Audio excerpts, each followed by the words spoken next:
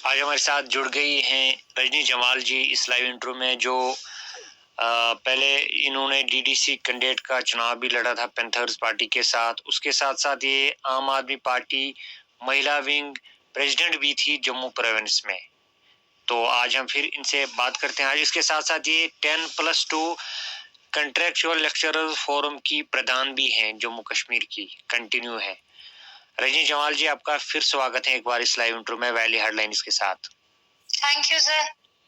रजनी जी, सबसे पहले मेरा यही सवाल रहेगा आपका कि आप तो 10+2 कंट्रेक्चुअल लेक्चरर्स फोरम की प्रधान है और अभी भी कंटिन्यू है, मगर आपको सियासत की ओर जाने की क्या जरूरत पड़ी?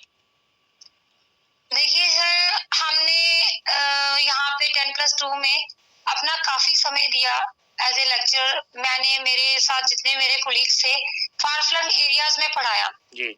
तो मेरा पहले भी एक बार आपसे इंटरव्यू हुआ था। तभी मैंने ये बताया कि हमारे अकॉर्डिंग टू ऑर्डर जो 1301 था उसके अकॉर्डिंग हमें 3 साल के बाद रेगुलराइज करना था। बट गवर्नमेंट ने किया नहीं। लेकिन 2010 में एक एक्ट पास हुआ जिसमें उन्होंने कहा कि जितने भी कंसोलिडेटरी कंट्रेक्चुअल हडाक पीएस और नीड बेसिस हैं उनको हम परमानेंट करेंगे आफ्टर 7 इयर्स। तो जब इन्होंने हमें 3 साल के बाद परमानेंट नहीं किया था 1301 ऑर्डर के अकॉर्डिंग, तो इन्होंने हमें कंट्रेक्चुअल बना दिया था कि they are contractual order number 1584। ठीक है। तो उस समय कंट्रेक्चुअल्स के लिए कोई रूल नहीं था हमारी जे&के स्टेट में कि कंट्रेक्चुअल्स को जो है वो रेगुलाइज किया जाए। लेकिन वन टाइम एग्जामिनेशन देने के लिए सेंट्रल गवर्नमेंट ने कहा हमारी स्टेट गवर्नमेंट को, जब हमारी उमर अब्दुल्ला साहब की सरकार थी तब इन्होंने civil service special provision act 2010 बनाया, जिसमें इन्होंने कहा कि जितने भी ये कंसोलिडेटेड हड़ाप नीड वर्क जो भी बेसिस पे ये लोग हैं इनको हम 7 साल के बाद रेगुलाइज करेंगे। तो तब इन्होंने खुद ही हमें 1584 ऑर्डर के अकॉर्डिंग कंट्रेक्चुअल बनाया। ठीक है। लेकिन उसके बाद भी हमें परमानेंट नहीं किया। इनफैक्ट इन्होंने रेंज ऑफिसर्स किए, इन्होंने फॉरेस्ट ऑफिसर्स किए, इन्होंने मेडिकल ऑफिसर्स किए, लेकिन इन्होंने लेक्चर्स को छोड़ दिया।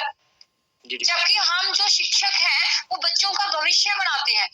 तो अब इतने साल जॉब करने के बाद आप सोचो हमारी क्या हालत थी। तो हम लोगों ने वहाँ प्रेस क्लब में टेंट लगाया, वहाँ पे 4 साल प्रोटेस्ट किया। 2017 में हमने वहाँ पे टेंट लगाया था, जिसमें वहाँ पे मेल भी थे और हमारे जम्मू कश्मीर की बेटियां भी थी, जिसमें हमारे माननीय प्रधानमंत्री जी बोलते हैं कि बेटी बचाओ बेटी पढ़ाओ। तो 4 साल हम कंटिन्यूसली वहाँ पे रहे। फिर कोरोना आ गया।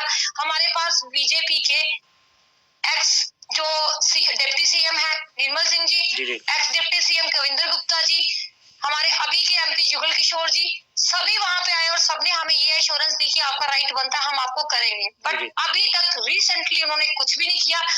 अभी पीछे जो कोरोना चला उसके बीच में मेरी प्रदेश अध्यक्ष जो हमारे रविंद्र रैना जी से है उनसे भी मुलाकात हुई।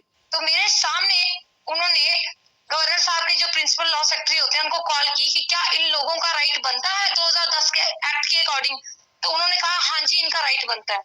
तो उन्होंने ये कहा कि ठीक है मैडम, हम आपसे बात करेंगे, हफ्ते के बाद उनसे बात करते हैं एलजी साहब से, फिर देखते हैं क्या बनता है। तो सर आप देख लो आज 6 महीने हो गए, नो रिस्पॉन्स। रजनी जी, गृह मंत्री जी भी आया था पिछले दिनों यहाँ पे, तो आपको कितनी उम्मीदें थी उसका जो दौरा था, विजिट था?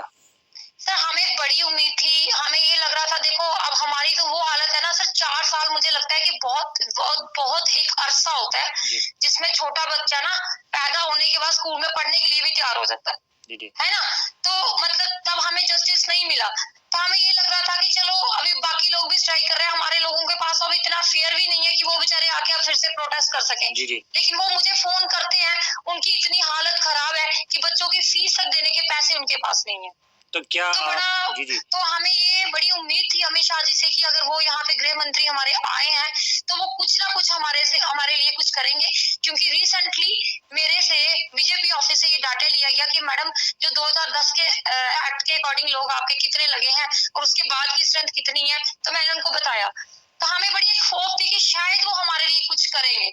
बट बहुत ज्यादा अफसोस हुआ कि वो सारे इधर उधर की बातें करके चले गए। लेकिन बेरोजगारी के ऊपर जो लोग प्रोटेस्ट कर रहे हैं, चाहे वो डेली वेजर्स हैं, चाहे वो एनआरएचएम वाले हैं, चाहे वो रेवरे खेल वाले हैं, चाहे वो हम 10+2 कंट्रेक्चुअल लेक्चर्स हैं, what ever it is, every department के बारे में उन्होंने कुछ भी नहीं कहा। मतलब बड़ा दुख होता है इस चीज को सुन के कि अब वो कहते तो हैं सबका विकास और सबका साथ, लेकिन कैसे होगा विकास अगर एक इंसान के पास 2 वक्त का खाना नहीं है तो वो क्या करेगा? जी, तो आपको लगता है यूटी बनने के बाद कोई चेंजेस आ गई हैं ग्राउंड लेवल पे? नहीं सर, मुझे तो कुछ नहीं लगता, क्योंकि तब तो हमें ये लगा था कि शायद 370 ये लोग, हमारी रूलिंग पार्टी जो है वो ये बोलते थे ये अड़ंगा है हमारे सामने जी, जम्मू कश्मीर में। तब वहाँ पे बेरोजगारी है, वहाँ पे डेवलपमेंट नहीं है, वहाँ पे ये नहीं है। लेकिन देखो 370 के बाद तो जो लोगों को जो 2 वक्त का खाना मिलता था ना, मुझे लगता है वो भी खत्म हो गया।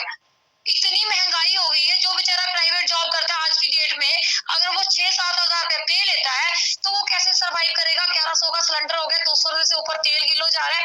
घर की जो रोजमर्रा की जरूरतें हैं वो पूरी नहीं हो पा रही है, तो डेवलपमेंट कहाँ हो रही है? तो रजनी जी, प्रोग्राम के अंत पे आपकी तरफ से यहाँ के जो एलजी साहब हैं, मनोज सिन्हा साहब हैं, क्या अपील करना चाहते हैं आप प्रोग्राम के अंत पे?